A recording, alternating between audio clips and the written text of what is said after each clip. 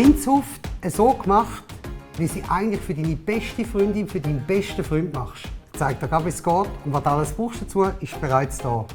Eine schöne Rindshuft, entweder eine ganze oder sonst vom Metzger, deiner Wahl, abgeschnitten nach den Stückchen, das mache ich lieber selber.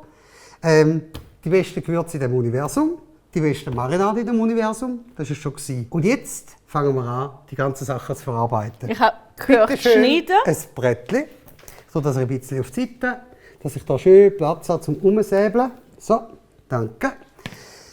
Dann brauchen wir die Rindshuft. Pass auf, ich komme mit der grossen Messer. Opa, ich mache jetzt das ein bisschen so, ist gut. So einmal, zack. Voilà. So, männlich, nicht? Ja. Okay.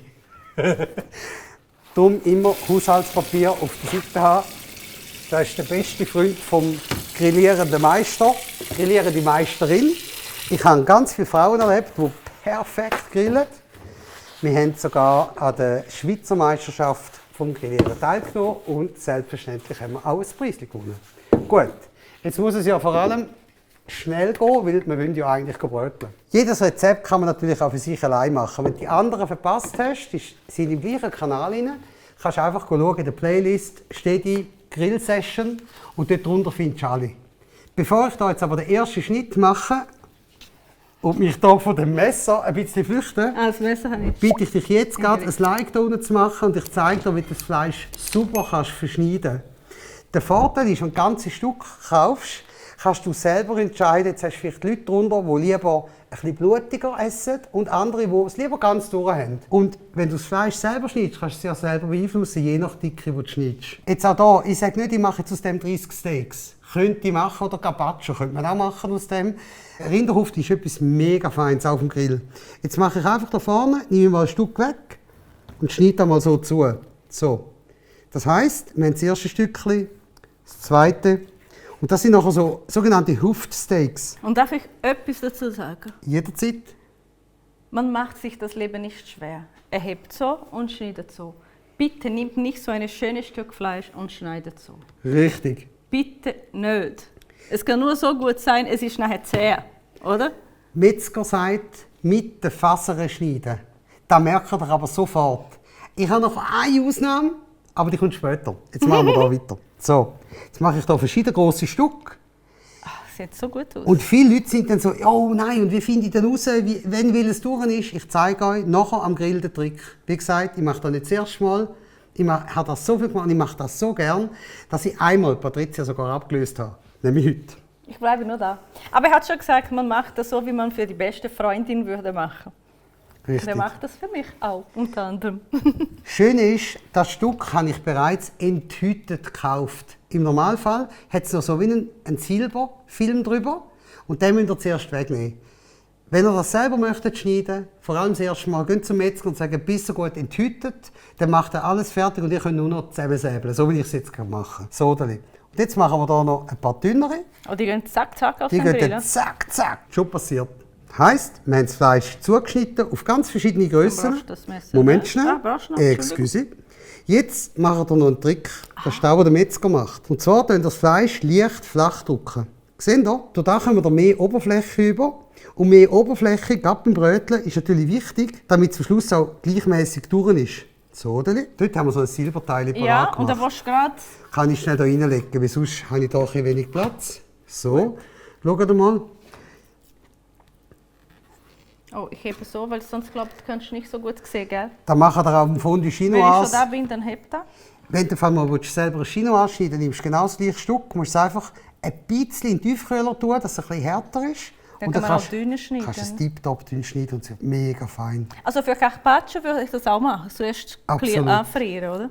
Würde ich auch. Einfach nicht zu lang. Gell? Das ist wirklich anfrieren. Schaut mal. Ja, genau so, dass man gut wirklich Scheiben so dünn schneiden kann, ohne das Das einfach verdingsen. Ja. Und für alle Metzger, die jetzt zuschauen oder sagen, hey, wie schneiden denn das Fleisch?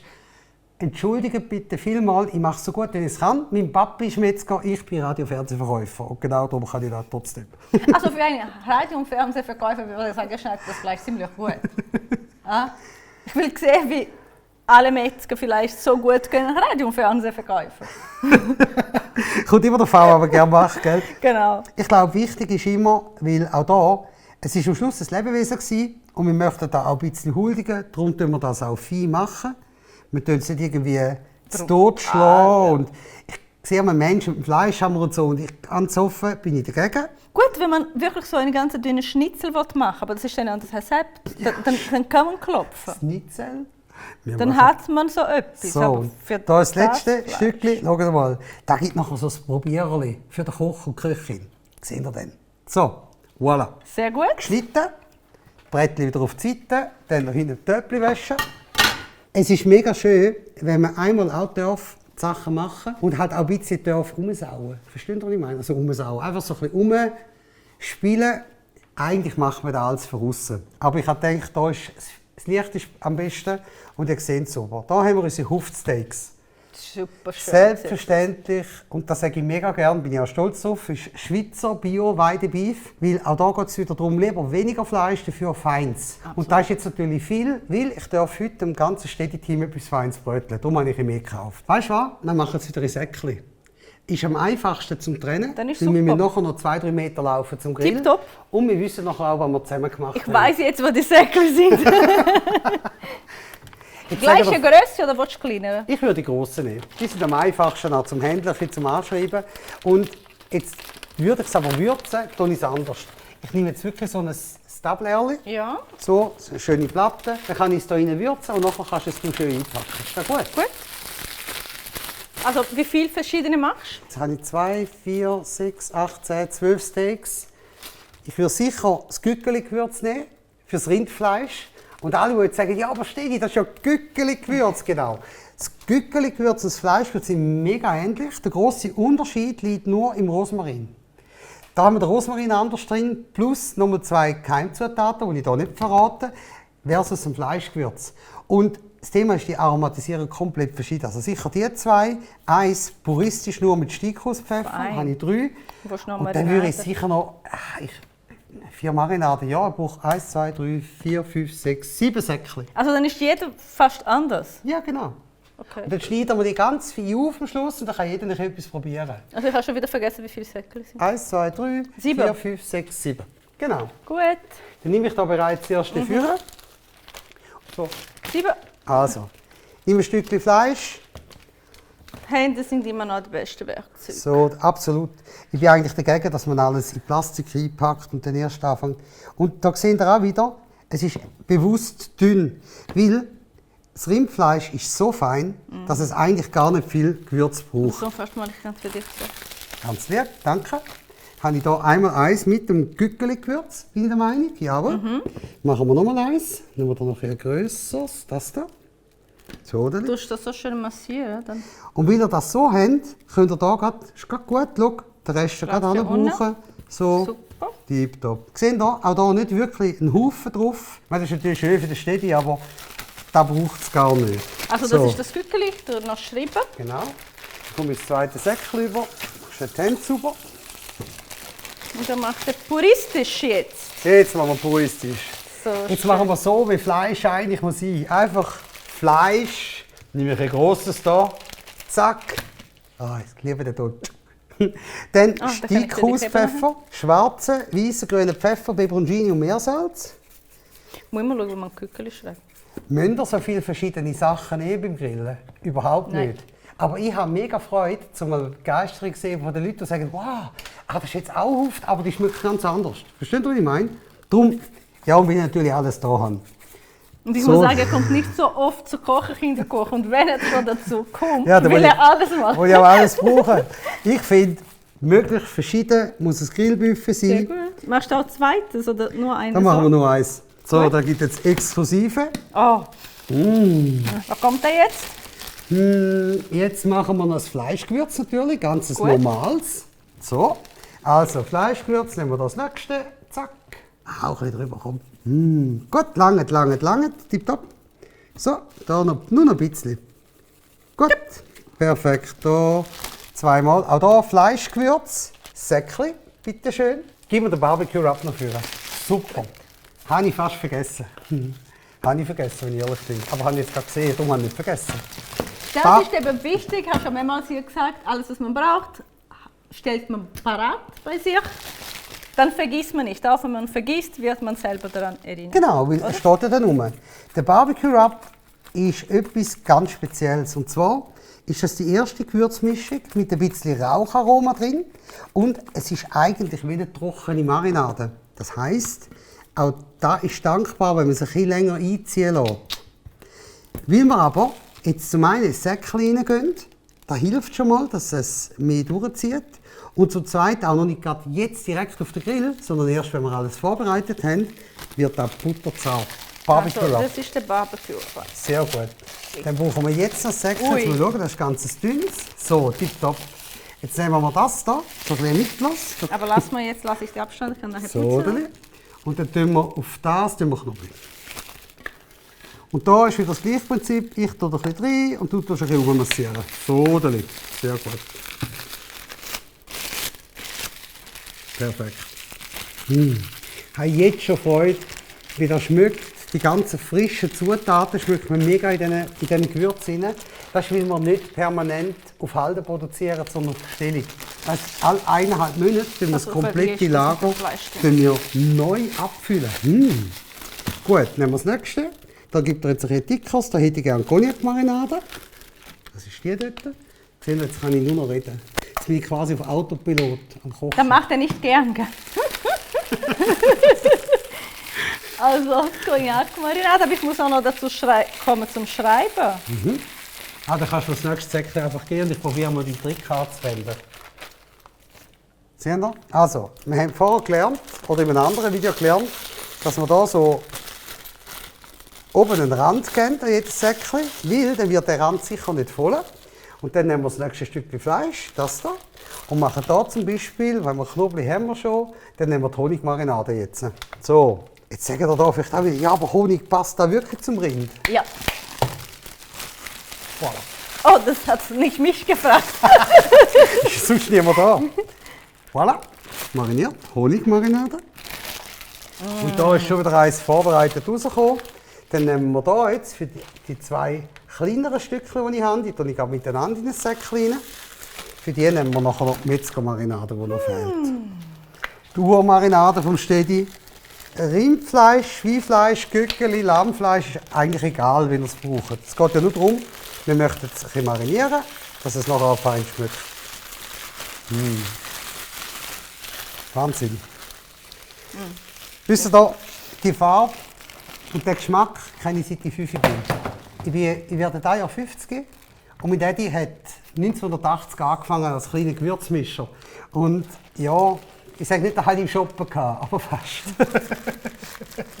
Das erklärt sich vieles. Metzger. Metzger? Und jetzt noch ein Täschchen brauche ich. Doch noch, du hast gar kein Fleisch. Ich habe Doch, eins. hast du noch Fleisch. Und das gibt es so das Deluxe. Das Deluxe, wo jeder sagt, ja, aber echt jetzt, Stedi, bist du wahnsinnig. Da hast du jetzt ein kleines Säckchen, ein Jetzt, kleines kleines, Stückchen. ja, schau jetzt. Yeah. Dann tun wir jetzt das da drin rein. Also noch nicht jetzt. Ich tue es da rein. Und dann nehme ich das Herdöpfelgewürz. Herdöpfelgewürz, warum über das Rindfleisch, warum über jedes Fleisch, warum überall drüber? Weil das ist eigentlich ein aromatisiertes Salz. Dort mal haben wir aber bereits alle Mischungen aufgebraucht. Ein Gückeli haben wir, Fleisch haben wir, Barbecue Rub haben wir und für Herdöpfel haben wir nichts gehabt. Darum haben wir das dort mal Herdöpfelgewürz angeschrieben. Aber eigentlich geht das für alles. Ich muss sagen, der letzte, den du mir hier gegeben hast, war Metzger-Marinade. Das schmeckt man. Du hast das schon als Kind gehabt, ich noch nicht. Dann wäre da, das ist quasi der Probierer für Griller. Yeah. Da wären dann wir zwei. Es ist das winzig.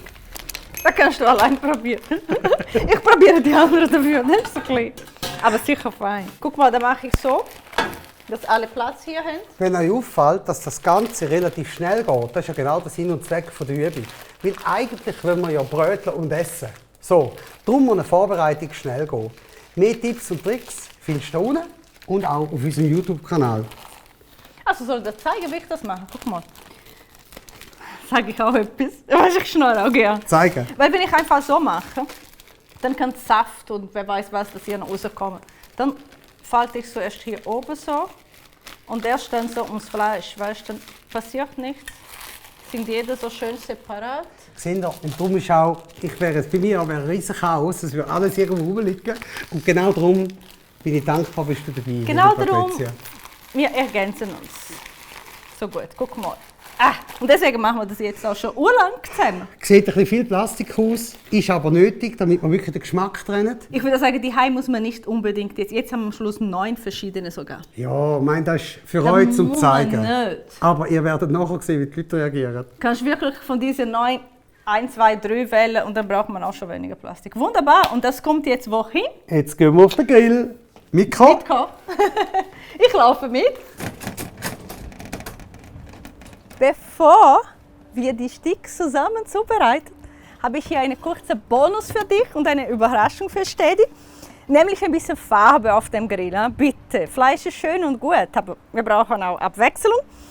Ich zeige nicht groß, wie ich das gemacht habe, weil es ist wirklich nicht so kompliziert. Schnell gemacht, ich habe verschiedene Gemüse. Das, was eingekauft hat für mich. Ich habe da Aubergine, ich habe verschiedene Peperoni, Zucchetti und Zwiebel, nichts mehr. Habe ich alles mit Honigmarinade und Überraschung kommt, mit Poulet gewürzt. Wenn du die sagst, Zucchini ist so langweilig, hast du das sicher noch nicht mit Poulet gewürzt gegessen. Ich würde es probieren auf jeden Fall. Habe ich dann bei der Aubergine so Kröllchen gemacht, eingerollt.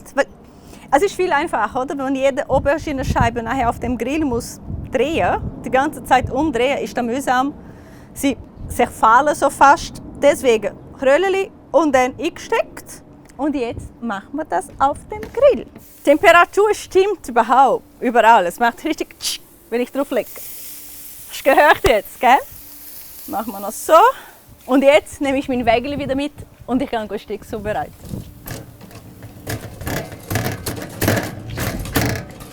Machen wir noch den Grill zu.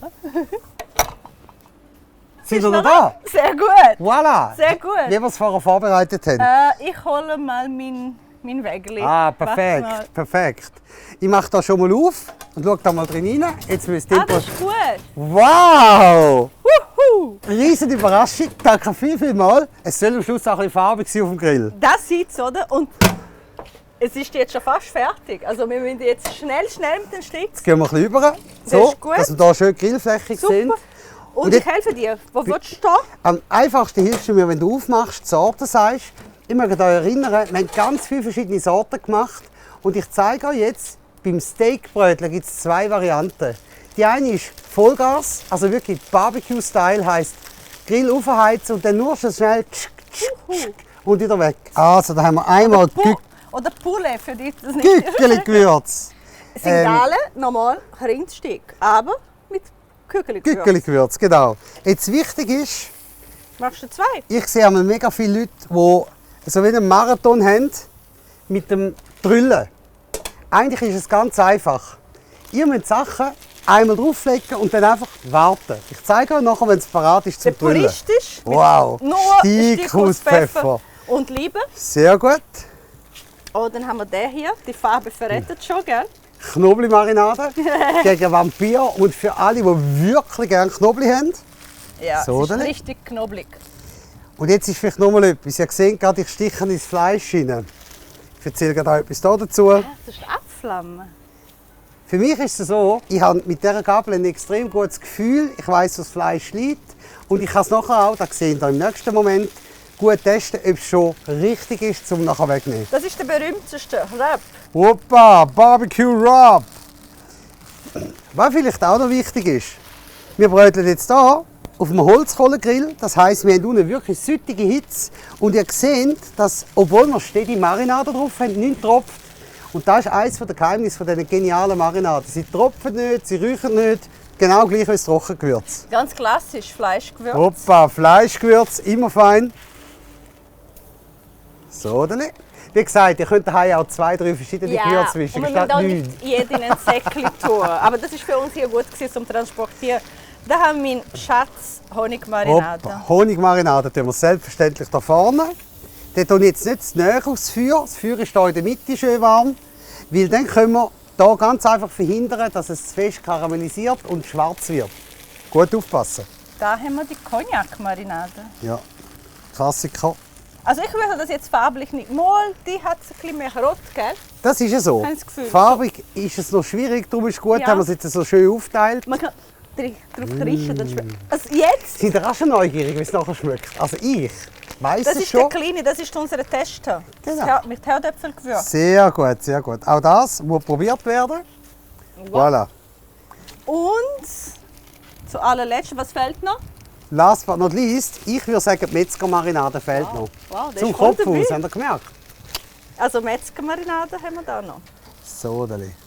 Nimm den gerade so Fast raus. so bei Lottoverlösung, weißt du? Ja, weißt du jetzt, ein Kügel. So, Deli. Tipptopp.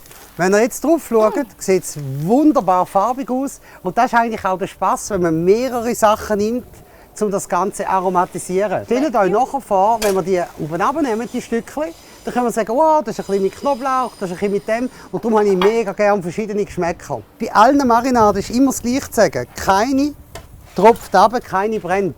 Sonst würdet ihr da jetzt eine riesige Feuerexplosion sehen, stellt mir vor. wie ich schon gesehen habe bei anderen Mit-Marinadenmenschen. Kein Namen, faktisch steht, passiert da Ich nicht. komme an dir hier kurz vorbei. Ich brauche etwas für die Gemüsespieße. Du bist super. Wenn du willst, kann ich dir die sogar so abgeben. Das Schau ist super. Perfekt. Vielen Dank. Und für alle, die jetzt Angst haben, dass das Fleisch zu fest durch wird, keine Panik. Haben wir alles im Griff. Hoppala. Die Spieße ist wirklich wunderschön gemacht. Ja, Und jetzt merkst brauche du, ich die ein Gäbeli. Gemüse karamellisieren so ein bisschen? Soll ich? Ah, Komm, ich helfe dir du kommst von von da. da, gell? Ist ein bisschen ringer. Sind schon karamellisiert. Ein Tipp, was ich vergessen habe, ich wollte schnell machen, dass er nicht merkt, ist, die Spießli tut man zuerst im Wasser. Also zuerst machst du eine Schüssel mit Wasser, tust wirklich Wasser Ja, und genau. dann spießt du die Gemüse durch. So. So verbrennen sie nicht, wie sie bei mir jetzt passiert ist.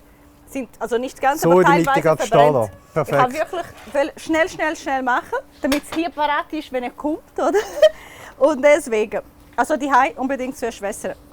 Aber so soll es aussehen, siehst du? Also es darf ein bisschen schwarz werden, nicht schwarz, aber dunkel. Dunkel. Karamellisiert. Ich weiß nicht, ob du so gerne Gemüse hast. Und ich Auf dem glaube, du Grill. hast noch ein bisschen Honigmarinade drauf gestrichen. Ich habe gell? Habe ich gesehen. Honigmarinade. Ah, stimmt, du bist gar nicht dabei gewesen. Ich habe Honigmarinade und Poulet, also Kügeli-Gewürz. Weil ich Fantastisch. finde, das passt zum Ding, zum Zucchetti. Fantastisch. Es gibt gleich guten Geschmack. Jetzt gut schauen, auch über die Bilder, die ihr jetzt seht. Ihr seht, dass ihr bei der einen Fleisch bereits ein bisschen Saftaustritt habt. Und das bedeutet für mich jetzt kehren. Ihr seht selber, wir haben ein Wow. wunderschönes Muster bekommen. Es klebt nichts auf dem Grill. Das war gerade das Marinadesteak. Kann ich helfen? Ah, meine Zange ist jetzt auf Nein, der nein, anderen ich Seite. mache das schon. So. Der Grill ist meine Sache. Also wenn man nicht die ganze Zeit kehrt, tut umdingsen, hat der Vorteil, dass wirklich eine wunderschöne, weißt, wie so Fleischprospekt-Bild aussieht, wo man nur eine Spur hat, also verschiedene Spuren, aber nur da, wenn man die ganze Zeit umdreht, entstehen die schönen Spuren gar nicht, Richtig? oder? Und, Und du die kommst dann auch, karamellisierte Kruste auch und du nicht. kommst auch nicht mehr draus, was hast du schon gekehrt. Da kommt auch noch dazu. Und am Schluss ist es so halb lauwarm, halb irgendetwas. Oh, das sieht so schön aus. Wow. Das ist ein Bild Wow. ab dem, ja, ich glaube, man darf Kamado schon erwähnen. Das ist meiner Meinung nach einer der Top-Grill, den müsst ihr nicht haben. Der geht genau gleich auf dem Elektrogrill, es geht gleich auf dem Gasgrill. Ich grille extra offen, nicht zu. Zu geht es noch viel schneller. Aber ich will euch ja zeigen, wie schön das Fleisch wird. Ja, aber noch schneller, da hat man hier fast ein Problem, um alles zu erzählen. Und jetzt ist es eben so, mit dem Gäbeli nicht reinstechen immer ins Fleisch, das ist nicht gut. Aber jetzt kann ich hier schauen, wie fest ist es durch. Ich sage, für mich ist das fast schon. Seht Also ihr? der ist für mich schon gut. Da kann man auch die verschiedenen Punkte so bestimmen, oder? Genau, weil hier unten Da hat er mir mal mit dem gesagt. Zeigefinger und da ist wirklich Rare Medium. Und alles, was noch weiter Richtung Knochen geht, desto mehr haben das nachher auch brötelt. Das heisst, die gehören definitiv weg. Tellerli. Kann ich da hin? Schau mal, du hast es super so vorbereitet, dass man es einfach gar machen kann und brauchen. Voilà. Schaut mal. Der Rach kommt jetzt zu mir. Aber gesehen hier, das ist doch ein Grillteller, den wir uns wünschen. Das ist eins ein bisschen dunkler geworden, den wir auf die andere Seite Oh, das kehren. sieht aber so schön aus. So, und jetzt der zweite Teller. Nächster Excuse. So, Soll ich kann auch zu dir? komm ein bisschen zu mir, bist so gut, das hilft. Dann geht es schneller, So, nicht, dass die anderen schau mal über schön. den Punkt gehen. Und das ist echt, echt. In vielen so Prospekten, Büchern, andere Sendungen Habt ihr schon gesehen? Machen wir das so schön so mit so Pseudofleisch, da tun wir das so wie glaub- Label drauf und glaub, unsere ist super. Sollen wir ganz dürfen nah wir- an die Kamera gehen? So etwas dürfen wir wirklich zeigen. Ich Hey, würde schaut mal. sagen. Schaut mal. Guck Juhu! Wie das riecht? Wow. Wow. Und du siehst auch, der Fleischsaftaustritt ist minim. Ja, ja. Aber jetzt ist ja die grosse Frage, schmeckt das überhaupt? Ich mache den Grill kurz zu, Ich glaube es auch. dann behalten wir die Hitze Stellt auf für mir da. das nächste, was wir machen. Genau, so. Wie soll man das jetzt probieren? Ich hole jetzt ein Messerli, Das ist super. ich gebe dir eine Gabel und schneide dir einfach da ein bisschen weg und du sagst, wie es probiere. schmeckt. Ist gut? Sehr gut. Wow, Gut, fantastisch. habe ich Platz du hast ein bisschen gemacht. Platz gemacht. Sehr Wartet gut. mal, Excuse. wartet mal. Wie gesagt, das Einzige, was ich hier kenne, ist der Stickhauspfeffer. Und den wollte ich Das- unbedingt probieren. Das Gäbeli. Also, dann machen wir Weil das. weißt, es ist Schau mal. so nicht viel. Ich hebe da. Wir nehmen da Führer. Und der ist da so ein bisschen hoch. Das ist Jetzt wahrscheinlich. tun wir es so ein bisschen schräg Wow. anschneiden, wie ihr es kennt. Wow! Von der richtig teuren Restaurant. Schaut mal. Hä? Genau so muss es aussehen. So und nicht anders. Muss ich warten oder darf ich schon? Du kannst schon eins in Vielen Dank jetzt schon fürs dabei sein. Wir probieren noch lange hier. Ist jetzt jemandem zu rosa, möchte es gerne mehr durch, lassen Sie eine Minute, 2 mehr Wow. drauf. Ganz einfach. Schaut mal, schön. Hä? Das ist fantastisch. Mega. Wenn dir das Fleisch gefällt, wenn dir die Art der Zubereitung gefällt, wenn dir sogar der Stedi und Patricia gefallen, mach uns doch einen Daumen hoch, tu den Kanal abonnieren und da unten kommentieren, was du besser gemacht hättest, anders gemacht hättest oder ob du schon neugierig bist und die Rezepte noch alle überkommst. Schau So mal. fein. Können wir den auch noch probieren? Also, jetzt kann es ja sein, dass ich hier einfach Glück hatte. Machen wir den nächsten. Da mache ich auf die Seite. Nehmen wir noch das zweites. Steht die Honigmarinade. Ich sehe es selber, kein Brennen, kein nichts. Jetzt tun wir den auch einfach schön. Ah. Schau da. Schau da. Also nicht gegen den ersten, aber ich Heb nehme da. gerne Komm. den zweiten. Schau mal. Hä? Und butterzart. Ich muss gar keinen Druck aufgeben aufs Messer, Nicht. sondern es geht einfach genau so fadengrad durch. Und jetzt gibst du mir bis so gut noch das dritte, unser Versucherli mit dem Herdöpfelgewürz. Da nimmt mich am meisten Wunder. Weil die Das Sachen, ist der kleine da, gell? ja genau, die habe ich schon am Shoppen gehabt. So, tue ich schön da rüber. Gebe ich dir so, dann kannst du schnell. Und jetzt nehmen wir das nächste. Also ich würde sagen, du musst sicher nicht alle machen, die Heim. Aber du kannst immer Aber wieder einander. kannst natürlich. Immer wieder einander. Seht ihr? Und da haben wir jetzt weniger Fleisch Und jetzt haben wir sind, keinen Gabel für dich. und sind trotzdem noch große. Wow. Merkt ihr etwas? Mega. Hat das mit Talent zu tun? Nein. Es geht darum, wenn er einfach flippt wie die Wilden, immer führen, dann schafft er das nicht. Ich probiere das schnell so. Ja, machst du. Geht ja gegen alles andere, aber das ist fantastisch. Herdöpfelgewürz auf Steak, I love it. Probieren wir jetzt das Gemüse. Jetzt probieren wir Gemüse. Es ist fein, es ist super mariniert. Ich nehme wieder so ein Stückchen weg. Und ich nehme Peperoni. Wow, Gell? Hallo? super. Wieder ein Verwendungszweck für die Marinade. Gebt uns ein Däumchen rauf für all die genialen Rezepte, die ihr ganz einfach daheim nachkochen könnt. Nicht einmal mit riesem Aufwand, sondern schnell muss gehen und fein muss es sein. Und ich finde es wirklich gut. Also es lohnt sich. Man hat den Grill jetzt schon, Warm? Ja. oder warm. Man isst noch ein paar Gemüse dazu. Es gibt Farbe, sieht schön auf dem Teller. Man kann Bilder machen und etwas schicken und sagen, hey, kommt auch. Instagram und so. Ja, oder so. Oder man kann auch einfach essen. Und es passt, Fleisch zu Gemüse, man hat auch Gutes. Vor allem bleibt die Küche kalt an dem Tag und ihr könnt wirklich alles von außen machen.